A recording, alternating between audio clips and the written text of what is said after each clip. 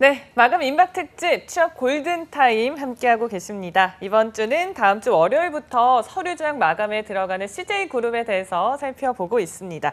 자, 오늘은 그 두 번째 시간인데요. CJ그룹 자소서에 대한 여러분의 궁금증을 다 해소해 보도록 하겠습니다. 네, 이 시간 함께해 주실 분 모셨습니다. 아마 CJ그룹에서 이분만큼 또 정확한 정보를 알고 계신 분이 없을 것 같은데요. CJ그룹 채용팀장 출신이죠. 김태성 취업 전문 컨설턴트 모셨습니다. 어서 네. 오세요. 어서 오세요. 예, 안녕하세요. 예. 쌤, 제가 소개해드리다가 긴장이 다 됐어요. 그죠. 긴장이 됐나 본데요. 네. 저는 그냥 채용팀장이 아니고요. 예, 그룹 전체를 총괄하는 채용팀장이었습니다. 역시 제 자랑 톡을 눈빛부터. 먼저 하고. 예. 좋습니다. 그래서 하나의 계열사만을 담당했던 게 아니라 그룹 전체를 총괄했기 때문에 속속들이 알고 있고 지금 돌아가고 있는 이 채용 시스템을 제가 만들었거든요. 그래서 많이 알려드릴게요. 그래서 오늘 저희가 특별히 모셨습니다. 정말 어렵게 모신 게 요즘 아주 바쁘다고 들었어요. 맞아요. 예, 어제도 그제도 1시간씩밖에 못 잤어요. 와. 비몽사몽에 제 네. 방송하다가 아무 말 없으면 조는 거라고 생각하시면 되고요. 저희가 깨워드릴게요. 예, 요즘 코로나 상황 때문에 대학에서 발빠르게 움직이고 있더라고요. 그래서 온라인 강의 요청이 많이 옵니다. 그래서 예전에는 거리상의 제약 때문에 많이 못 가던 대학들 강의까지 이제 커버하느라고 바쁘네요. 와, 확실히 한 또 시간씩. 코로나 시대니까 온라인 예. 강의도 많아졌을 것 같아요. 예. 저희가 그러면 이렇게 어렵게 모신 만큼 제가 좀 단도직입적으로 예. 여쭤보겠습니다. 네. 예. 아니 도대체 CJ그룹 어떤 사람 뽑는 거죠? 너무 훅 들어오네요. 예, 뭐 네. 한마디로 말씀드리면 저 같은 사람이요. 너무 어려워요, 쌤. 그래요? 예. 일단 제가 면접을 하다가 꽤 마음에 들었던 친구들은 어떤 친구들이냐면 네. 질문을 우리 그 면접관들은 고민을 많이 해요. 그러니까 취준생들은 지원자들은 답하는 것만 고민하면 되지만 면접관들은 질문하고 답을 평가하고 그리고 그 다음 질문을 뭐 하지 이런 고민들을 계속 하거든요. 머릿속이 복잡하거든요. 근데 1분 자기소개 했는데 내가 평가하고자 하는 그 내용, 그 미끼들이 줄줄줄줄 나오는 친구들이 있어요. 그 친구들은 고맙죠. 내가 무슨 질문을 해야 될지 고민할 필요가 없어서 굉장히 고맙더라고요. 그 친구들을 많이 뽑았어요. 예. 그러니까 예. 이거 같아요. 예. 알아서 줄줄줄 미끼를 던져준 똑똑한 사람을 뽑는다? 그렇죠. 똑똑의 의미가 살짝은 네. 다르긴 한데 학습적인 똑똑보다는 재치가 있는 거죠. 회사에서 원하는 사람이 뭐일 것이다라고 생각하고 그것을 미끼로 던져주는 친구들인 거죠. 네, 센스 있는 사람. 그러면 반대로 이 사람 보자마자 패스. 예. 이런 사람도 있을 것 같아요. 그런 친구들도 있죠. 네. 그런데 이제 고마운 친구들이기도 해요. 왜냐하면 이 친구들이 그 복잡한 피곤해 있는 면접관들의 휴식을 취하게 만들어주는 들어봤자 소용없겠구나라고 네. 하면서 이거 마트 쿠폰이 오늘 끝나는데 언제 가서 이거 하지 뭐 이런 생각하고 있게 만들어주는 네. 그런 친구들이 있어요. 어떤 친구들이냐 하면 질문은 A를 했는데 답은 B로 하는 친구들. 그러니까 면접관이나 그리고 자소서 질문도 마찬가지예요. 질문을 한 것이 분명히 있는데 본인이 그냥 준비해왔던 패키지만 일방적으로 계속 전달하는 친구들이 있거든요. 그러면 패키지 그 얘기가 끝날 때까지 면접관이나 자소서 읽는 사람들은 그냥 쉬고 있는 거죠. 그래서 고마우면서도 당신은 탈락 이렇게 되는 거죠.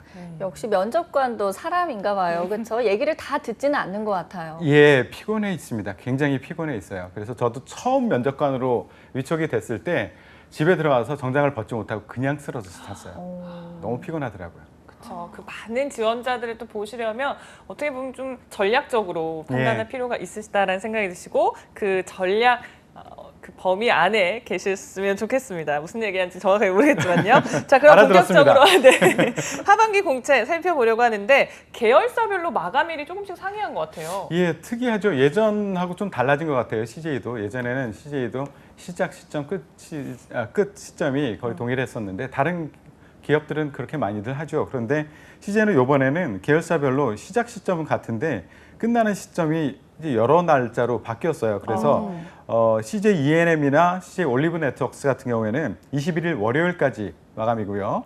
제일제당이나 프레시웨이 여기는 화요일, 대한통운은 23일 수요일, 그리고 올리브영 여기는 25일 금요일까지 이렇게 마감 시간을 달리 두고 있습니다. 특별한 이유가 있을까요? 요번부터 지난 시즌, 그 지난 시즌부터 계열사에게 권한을 많이 위임을 했어요. 그래서 조금 더 깊이 있게 보겠다라고 마음먹은 곳들, 이런 데들은 좀 더 길게 받아보고 보려고 하죠. 그리고 또 하나는 지원자 수가 조금 더 기다려야지 올 것 같은 그런 것들은 조금 더 시간을 두고 기다립니다. 말씀 들어보니까 대략 한 일주일 정도 남아 있는 것 같은데 아마 지금 대부분 취준생들이 서류 준비하느라고 바쁠 것 같아요. 혹시 예. 좀 준비하는 팁 같은 거 있을까요? 준비하는 것은 제가 사실 다른 이 방송 나오면서 계속 얘기했던 게 그거예요. 글을 잘 쓰는 사람을 뽑는 것이 아니다라는 것을 계속 강조하거든요. 기업이 원하는 사람을 뽑는다. 그 원하는 사람이라는 것은 기업에서는 확실하게 명시를 하고 있거든요. 홈페이지에, 채용 홈페이지에. 그러니까 우리 이런 사람 뽑겠습니다라고 인재상에서 그리고 직무 소개란의 퀄리피케이션이라는 곳에서 아예 명시를 하고 있어요. 그것을 우선 보는 것이 가장 중요하다라는 말씀을 드립니다. 이것은 너무 취준생들이 소홀히 생각하는 것 같은데 실제 채용팀장 입장에서 말씀드릴게요. 우리 그거 가지고 평가표를 만들어서 그거 가지고 평가했습니다. 그러니까 다른 얘기하지 마시고 그걸 먼저 보시는 것이 가장 좋습니다. 네, 이 점 꼭 기억하면서 그러면은 저희가 어떻게 좀 이거를 잘 구성하면 좋을지 특징을 알아볼까요? 예, CJ 서류 전형의 특징은 일단 AI 서류 심사를 하긴 합니다. 예, 그런데 AI 이거 큰일이다. 어떻게 다르게 준비해야 되지 않나? 라고 생각하시는 분이 있는데 절대 다르게 준비할 필요가 없습니다. AI는요, 그러니까 인사팀 내에서 채용은 조금 특별해요. 대외적으로 대면하는 그런 기회가 많은 곳이 인사팀 내에서 유일하게 채용팀이에요. 그래서 채용팀이 움직이면 홍보팀이 같이 움직입니다. 그래서 홍보를 위한 작업들도 굉장히 많이 하는데 AI는 여러분들 그냥 홍보 수단이다. 라고 생각을 하시면 되고요. 좀 있어 보이잖아요. AI로 한다고 하면. 네. 실제 최종 평가하는 것은 사람이다 라고 생각하시면 되고 이 AI의 역할이 무조건 없는 건 아니에요. 어떤 역할 정도는 하느냐 하면 유사성 검토. 예전에 합격된 자소서들의 유사성을 검토해서 유사성이 너무 높게 나오면은 탈락할 가능성이 높다. 그래서 제가 예전서부터 강조하는 합격 자소서 제발 믿지 말아라 라는 얘기를 계속 강조하고 있는 겁니다. 비슷해지면은 오히려 떨어질 수가 있다 라고 생각하시면 되고요. 또 자기소개서를 매우 꼼꼼하게 보는 대표적인 그룹이에요. 그래서 여러분들 대표적으로 CJ를 지원하실 때는 자소서 좀 신경 쓰시고요. 글을 잘 쓰라는 얘기 다시 한번 강조하지만 아닙니다. 연결시켜주는 것이 핵심이다. 그래서 신참일 때는 서류심사위원들도 밤새도록 하고 다음날 새벽까지 일을 못 끝내고 검토하는 분, 그 정도로 꼼꼼하게 보는 분이 있죠. 네. 그런데 그분 때문에 채용팀도 같이 밤새야 될 일도 많아서 굉장히 미웠었죠. 자, 그리고 블라인드 평가를 하는 곳입니다. 그래서 면접에서도 그렇고요. 자소서에서도 내가 어느 학교 출신이고 뭐 이런 식의 어떤 내용들, 영어 점수 얘기하고 이런 내용들이 들어가면 오히려 마이너스가 될 수 있다라고 보시면 되고요. 서류 전형에서 한 10에서 15배수, 이거는 계열사와 직무마다 다른데 10에서 15배수 정도를 선발을 하거든요. 전체적으로 그룹 평균적으로 150대 1 정도의 경쟁률이 나와요. E&M이 일부 직무는 2000대 1이 넘은 적도 있지만 그룹 전체는 150대 1이니까 전체 150대 1에서 10에서 15대 1 정도 된다라고 하면은 10장 중에 1개 정도가 뽑힌다라고 보시면 됩니다.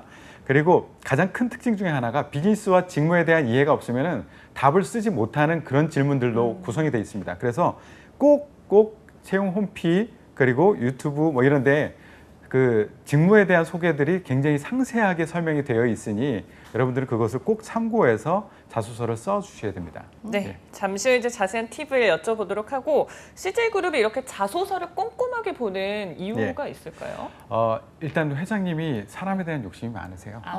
굉장히 많으세요. 그래서 제가 힘들었습니다.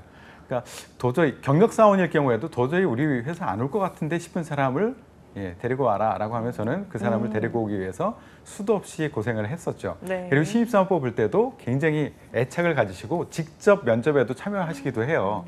그래서 사람에 대한 애착, 그것 때문에 또 발전할 수도 있고요. 그래서 자소서 단계에서부터 꼼꼼히 정확하게 우리가 원하는 그 기준대로 정확하게 봐라 라고 하면서 채용팀에 힘을 많이 실어주셨었습니다. 네, 자 본격적으로 저희가 자소서 하나씩 들여다보려고 하는데 우선 이번에 계열사에 조금 많이 위임을 했다라고 하셨잖아요. 그러면 자소서에도 좀 차이가 있을까요? 계열사도? 그래서 아주 특징이 있어요. 다른 그룹하고도 굉장히 큰 차이이고요. 다른 그룹 같은 경우에는 그룹 전체가 자소서 질문이 동일한 경우가 많습니다. 맞아요. 예. 그런데 CJ도 예전에는 그렇게 하고 일부만 좀 다르게 냈었는데 이번에는 많이 달라졌어요. 그래서 이번에는 한 60개 직무, 제가 세봤어요. 6개 계열사에 한 60개 직무에서 채용 공고가 났는데요. 와. 그 유형을 보니까 24개나 돼요. 정말 달라요. 그러니까 계열사마다, 같은 계열사라도 직무마다 그 질문의 내용들이 다르기 때문에 이것은 여러분들이 유추할 수 있을 거예요.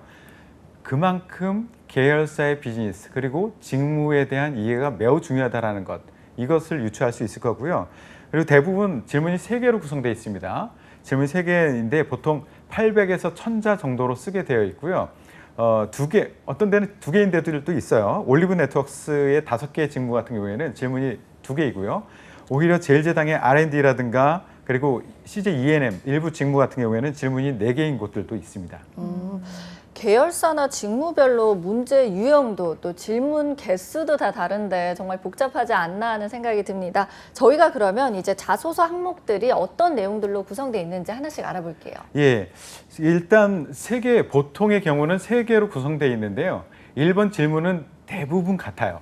살짝 단어만 바뀌었을 뿐이지 묻고 있는 것은 왜 우리 회사를 지원했니? 그리고 왜 이 직무를 지원했니? 라는 얘기와 들어오게 되면 향후 어떤 꿈을 꾸고 있어? 향후 포부를 묻는 이런 질문으로 1번이 구성되어 있고요. 2번 질문 같은 경우에는 계열사마다 많이 달라요. 근데 보통 제가 그걸 엑셀로 다 정리 한번 해봤어요. 그래서 가장 공통점이 많은 것을 정리해보니 네. 2번 질문은 직무와 관련된 경험이나 또는 직무를 위해서 노력했던 경험이 있으면 얘기해보세요 라는 그런 질문과 직무 수행 시 필요한 역량이 뭐라고 생각해? 그 역량에 당신이 적합한 이유는 뭐야? 라는 질문. 또 하나는 R&D나 E&M 같은 경우 조금 다르게 질문합니다. R&D 같은 경우에는 학위 과정 중에서 수행한 연구 주제 그리고 그것을 수행하면서 어려웠던 점이 무엇이냐라고 묻고 있고 E&M은 지원 분야와 관련된 현재 컨텐츠와 관련된 질문들이 있어요. 뭐 BTS라든가 뭐 그 영화의 이야기라든가 이런 식의 얘기들이 나오고 그다음에 그것에 대한 당신의 생각은 어때? 라는 질문들로 2번 질문이 많이 구성되어 있고요.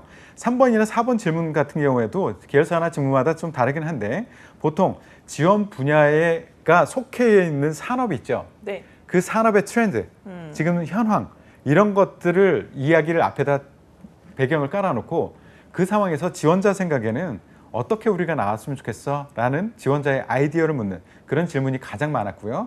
여기서도 마찬가지로 R&D 같은 경우에는 직무 그 연구 주제 이런 게 굉장히 중요해요. 그래서 지원 직무와 연결시켜 줄 수 있는 연구 주제라든가 실험 스킬과 관련된 경험 이런 질문들이 많고 E&M은 지원 분야와 관련된 컨텐츠에 대해서 제작에 아니면 참여한 경험이 있느냐 이런 류의 질문들로 구성이 되어 있습니다. 네. 이번에 총 60개 직무에서 24개 유형의 질문이 있다라고 하셨는데 이렇게 큰 틀에서는 3개로 나눠볼 수 있을 것 같고요. 하나씩 살펴보겠습니다. 우선은 뭐 아주 대표적인 거요. 지원 동기와 예. 향후 포부. 예. 이 부분부터 좀 짚어주시죠. 이거는 면접을 위해서라도 굉장히 정성스럽게 신경을 많이 써주셔야 되는 부분인데요. 유형을 보면 지원 동기와 입사 후 포부를 묻는데 질문 자체를 굉장히 구체적으로 하고 있어요. 예를 들어서 여러분이 여기 계열사와 해당 직무에 지원한 동기는 무엇인가요? 이걸로 끝나지 않고 작은 1번 해가지고 여기가 아니면 안 되는 이유가 뭐예요? 와. 예, 그리고 해당 직무에 관심을 갖게 된 계기도 쓰고 입사 후 포부를 포함해서 구체적으로 작성해 주세요 라고 하고선 1000자밖에 공간을 안 줍니다. 그래서 여기를 대응하기 위해서는 정말 문제를 잘 봐야 된다라는 말씀을 제가 여러 차례 드립니다. 예, 문제는 이런 형식으로 일단 납니다. 네, 아니 보니까 정말 자세한 어떤 답변을 원하는 것 같아요. 근데 예. 저는 항상 그럼 궁금한 게 좀 사례 같은 걸 써줘야 할지 어떤 예. 유의점 같은 거는 있을지 이런 게 궁금하거든요. 예, 일단 CJ에서는요 경험 사례만 믿습니다. 예, 경험 사례를 가지고 이야기를 풀어나가 주셔야지만 점수를 줄 수 있다. 라는 말씀을 드리고요. 예전에 사실 제가 대기실에서도 말이 잠깐 나왔었는데 네. 문제적 남자에 출연해서 네. 제가 엑소 리더인 수호를 대상으로 당신 열정이 없어 탈락 이렇게 했거든요. 네. 그리고 나서 3달 동안 밤길 조심하고 다녔었어요. 큰일 납니다. 큰일 나죠. 예.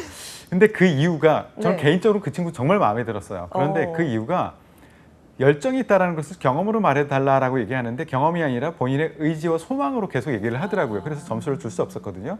CJ에서 가장 주의해야 될 점은 일단 경험으로 얘기해라 라는 거고요. 일단 1번에 대한 주의점을 또 말씀을 드리면 질문에 대한 답 좀 하세요. 질문을 이렇게 구체적으로 물으면 특히 CJ도 그렇고요. SK도 이렇게 구체적으로 물어요.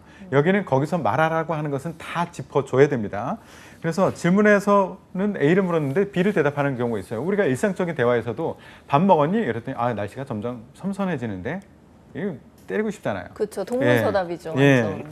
제발 질문에서 묻는 그 대답을 해주시고요. 네. 두 번째는 해당 직무와 비즈니스 영역에서 사용하는 용어를 써주시면 굉장히 이뻐합니다.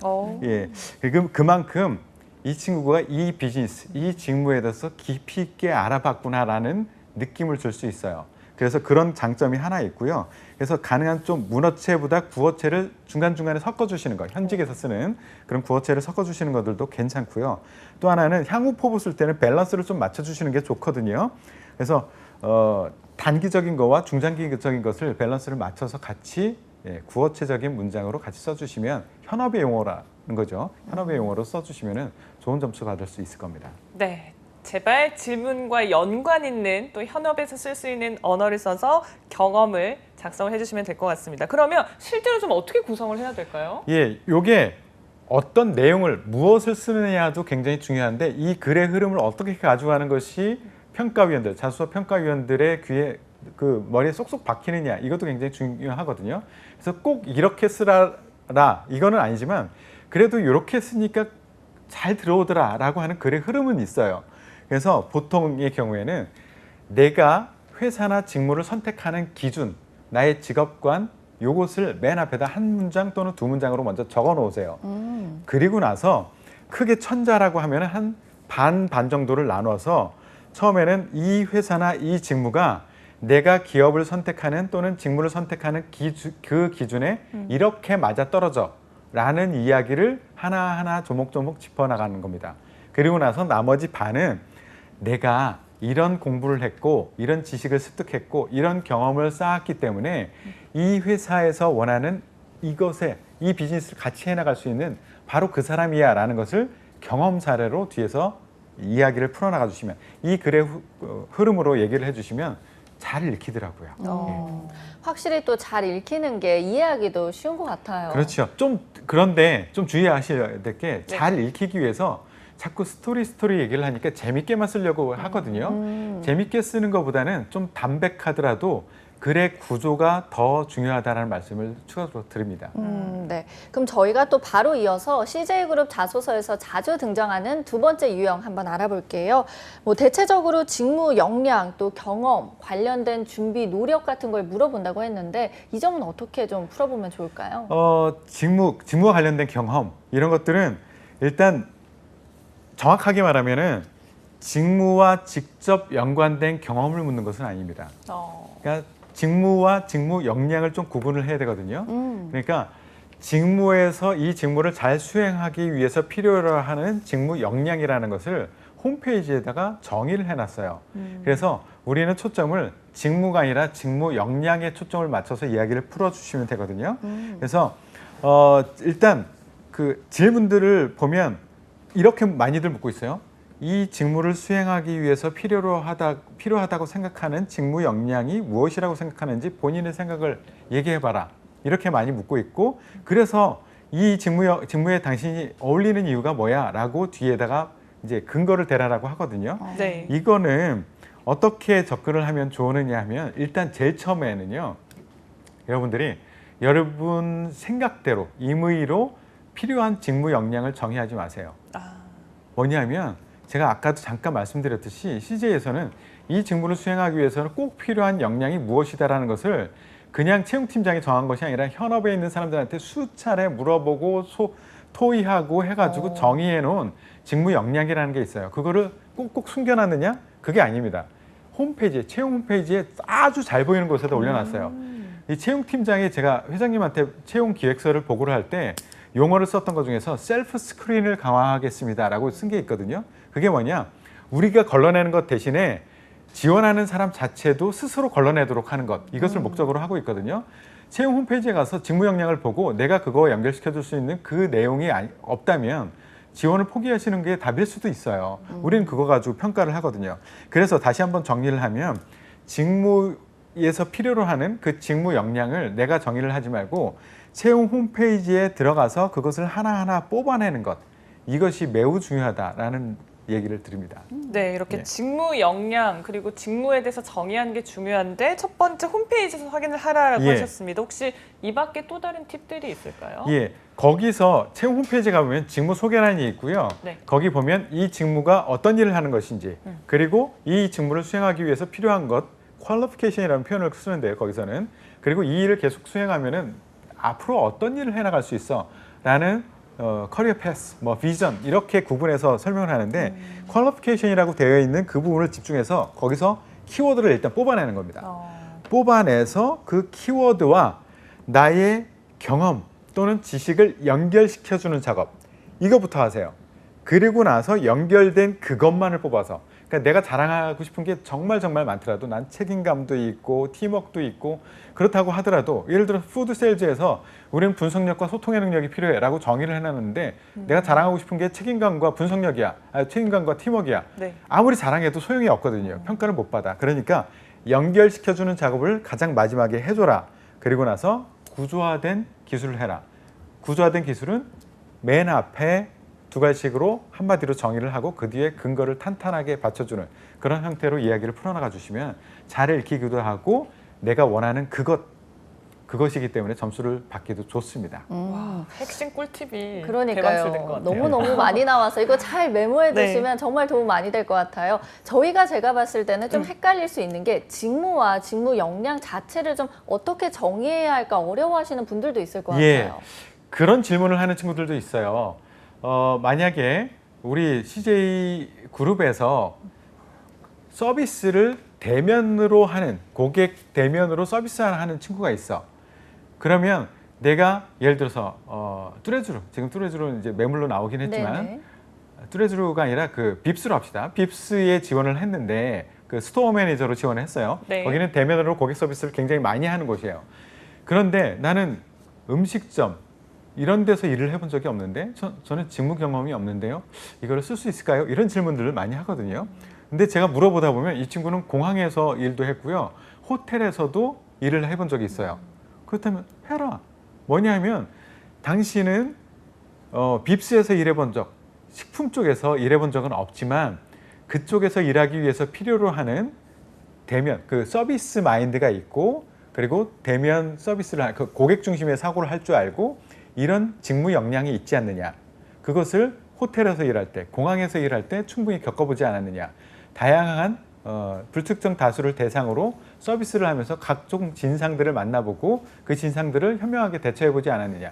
그것이 바로 우리 스토어 매니저에 와서 일을 할 수 있는 직무 역량이다. 그렇기 때문에 직무 역량이 맞는다면 너는 지원할 수 있다. 이렇게 분리해서 얘기를 해줬었습니다. 네, 자 이렇게 직무와 직무 역량의 차이에 대해서 이제 짚어주신 것 같고 세 번째 유형 짚어보겠습니다. 산업 트렌드와 해당 직무 관련 경험 주로 묻는다고 하셨어요. 예, 세 번째 그렇게 많이 묻는데요. 이거는 나중에 PT 면접을 하게 되면 여기서도 이런 구조로 많이 물어봐요. 그러니까 맨 앞에는 우리 산업과 내가 지원한 계열사와 연관이 있는 산업에 대한 트렌드를 먼저 얘기를 하고 쫙 이런 변화가 있는데 그 상황에서 우리는 어떻게 했으면 좋겠어? 당신 직무에서는 어떤 아이디어가 있어? 이런 식의 질문들을 많이 하고 있거든요. 그래서 뭐 그 올리브영 같은 경우에는 헬스 앤 뷰티 스토어의 트렌드를 묻고 있고요. 그리고 제일재단 같은 경우에 일반적인 소비자 트렌드를 물었고 ENM 같은 경우에는 BTS 신곡 발표, 빌보드 1위 했던 거 그것을 배경으로 깔아놓고 당신의 생각 이런 것들을 묻고 있거든요. 네. 이런 것들은요. 어떻게 접근을 해야 되느냐 하면 일단 너무 직접적으로 연결될 수 있는 그런 기술적인 사회적인 변화 그것을 끌어다 쓰지 마시고요. 한 단계 건너서 이게 연결이 될 수 있을까? 이 변화가 우리 회사의 비즈니스에 연결될 수 있을까라고 물음표가 생길 만한 그런 이야기를 먼저 끌고 들어오시는 것이 좋습니다. 그런 사회적인 기술적인 변화에 대해서 끌고 와가지고 왜 그러냐 하면 그래야지만 평가 항목에 분명히 있는 창의라는 것에 점수를 받을 수 있어요. 누구나 생각하는 코로나 상황이기 때문에 BTS가 1위 한 것, 그리고 헬스 앤 뷰티 스토어에서의 트렌드, 이거는 당연히 이런 변화를 주겠지 하는 것들은 내가 아니라 다른 사람들도 다 쓸 수 있는 그 이야기가 나올 거예요. 그렇다면 여러분들은 창의의 점수를 받을 수 없기 때문에 한 단계 건너서 영향을 줄 수 있는 그 이야기를 가지고 와서 분석하고 논리로 이야기를 끌고 나가는 것, 이것이 굉장히 중요하고요. 그리고 직무에 대해서 피상적인 추측으로 끝내지 말고 이 직무를 수행할 때 구체적으로 어떤 일을 할 수 있을 것인가라는 것에 대해서 하루 일과를 한번 찾아보세요. CJ에서는 하루 일과 어떤 일을 하는지 동영상으로도 홈페이지에도 그리고 유튜브도 따로 운영하거든요. CJ에서. 그거 보시면 하루 일과를 보시면 구체적으로 이런 일을 하겠구나라는 걸 느낄 수 있을 겁니다. 그래서 큰 그림으로 큰 사회적인 변화에 따라서 우리 기업이 대응해야 될 것, 그 다음에 이제 내가 내 직무에서는 어떻게 하면 좋겠는가에 대한 아이디어는 하루 일과를 가지고 조금 더 구체적인, 그러니까 위에 거와 아래 거를 동시에 가져가서 아이디어를 개진하는 것, 이렇게 하시는 게 좋습니다. 네, 지금 뭐 작성 팁까지 말씀해 주셨는데 그럼 이런 내용들을 바탕으로 어떻게 좀 글을 구성하면 좋을까요? 예, 이런 것에 대한 이런 질문은요, 평가 항목이 보통 이거예요. 이 친구가 우리 회사의 비즈니스나 직무에 대해서 얼만큼 잘 알고 있느냐에 대한 평가 항목 하나, 또 하나는 창의력과 논리력이에요. 그렇다면 우리는 점수를 받기 위해서 글을 쓰는 거거든요. 그렇기 때문에 창의에 대해서 신경을 분명히 쓰고 해야 돼요. 그래서 앞부분에 외부 환경의 변화, 그리고 산업 트렌드, 이런 거는 분명히 조사하고 공부하셔야 돼요. 공부를 하시고 나서 그 다음에 대응 방안에서 창의의 점수를 받기 위해서 무척이나 노력을 하셔야 됩니다. 그리고 반드시 본인의 생각은 분명히 들어가야 돼요. 본인의 생각이 들어가면 분명히 공격받을 만한 논리적 허점이 보이는 그런 생각이 나올 수도 있을 겁니다. 예를 들어서 A, B가 있다고 해. A는 정말 학술 발표에 나가서 얘기할 정도로 누가 말해도 정답이야 라는 답이 있고, B는 좀 부족하지만 나의 아이디어를 써내려갔어. 그런데 좀 독특하네? 그렇게 생각할 수도 있겠네? 라고 생각을 하면 그러면 점수는 결국은 후자에게 주거든요. 그래서 창의적인 대응에 대해서 기술을 하시고 그 다음에 내가 대응을 할 수 있는 바로 그 사람이야 라는 것을 나의 지식과 경험을 근거로 얘기를 풀어나가 주시고 그 이유를 설명해 주시면 굉장히 깔끔하고 점수를 받을 수 있는 그런 글이 될 겁니다. 네, 이렇게 저희가 큰 틀에서 3가지 유형으로 나눠서 자소서 작성법을 알아봤습니다. 자, CJ그룹 자소서 작성할 때 이것만큼은 명심하세요 라는 합격 전략 있으신가요? 예, CJ는요, 그 계열사와 직무마다 질문이 다르다라는 것 자체가 여러분들한테 힌트를 주는 거예요. 직무. 이렇게 보시면 돼요. 직무가 매우 중요하니까 직무를 현실적으로 좀 이해를 해라. 그리고 지원 기업에 대한 비즈니스만을 이해하는 것뿐만 아니라 CJ는 계열사 간의 시너지를 굉장히 중요하게 여기는 그런 그룹이거든요. 그리고 실제 비즈니스 포트폴리오를 보시면 계열사 간의 시너지가 굉장히 잘 나도록 구성이 되어 있습니다. 그리고 내가 창의의 점수를 받기 위해서는 나의 아이디어를 얘기하고 대안을 얘기할 때 반드시 시너지에 대한 이야기로 끌고 나가시면은 훨씬 좋은 점수를 받을 수 있다라는 말씀을 드리고요. 아까도 말씀드렸듯이 현직에서 쓰는 용어를 많이 활용을 좀 하세요. 그리고 CJ에서만 쓰는 용어들이 또 있습니다. 그리고 자소서 질문에도 나오고 있어요. CJ 온리원에 대해서 본인이 온리원에 적합한 사람임을 기술하세요. 이런 얘기가 있거든요. 그럼 온리원이 뭔데? CJ에서 말하는 온리원은 좀 다르거든요. 그리고 CJ에서 정직한 사람을 원합니다 라고 얘기하는데 CJ에서 말하는 정직은 달라요. 제가 여기서 설명하지 않을게요. 여러분들이 꼭 찾아보세요.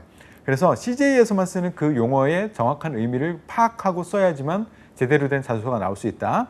그리고 AI 한다 그랬잖아요. 합격 자소서 제발 버리세요. 여러분들 이미 합격 자소서와 관련된 책을 샀다 라고 하면 이렇게 하세요. 아깝잖아요, 돈이. 그러면 지금 한 명만 떠올려 보세요. 제일 싫어하는 친구. 그 친구 선물로 주세요. 그러면 돼요. 네, 합격 자소서 버리세요. 제발. 그리고 네. R&D는 연결이 핵심이다. 내가 얼만큼 학문적으로 우수함이 아니라 학문적으로 우수한 연구 주제가 지원한 곳과 이렇게 연결될 수 있어. 이렇게 얘기를 풀어나가 주시고요. 특히 ENM은 제발 정답 쓰지 마세요. ENM은 다르게 생각하는 사람들을 굉장히 좋아합니다. 그래서 ENM 같은 경우에는 정답을 쓰지 말고 진짜 본인만의 똘끼를 보여줄 수 있는 그런 이야기를 써주시는 것이 좋습니다. 네, 네. 그럼 마지막으로 CJ그룹 채용팀장 출신으로서 짧게 조언 한마디 해주세요. 예, 좋은 미끼를 써야지 대어를 낚을 수 있습니다. 아. 예, 미끼. 자소서는요, 자소서 합격 자체가 목적이 아니라 면접에 가서 좋은 미끼로서 많은 질문을 받을 수 있는 그런 미끼로서 작용하는 것이 훨씬 더 큰 의미거든요. 그렇기 때문에 좋은 미끼를 써라. 그 미끼는 채용 홈페이지에 있다라고 아까 제가 말씀드렸죠. 평가 항목과 연결시켜 줄 수 있는 그 미끼를 사용해라 라는 말씀을 드립니다.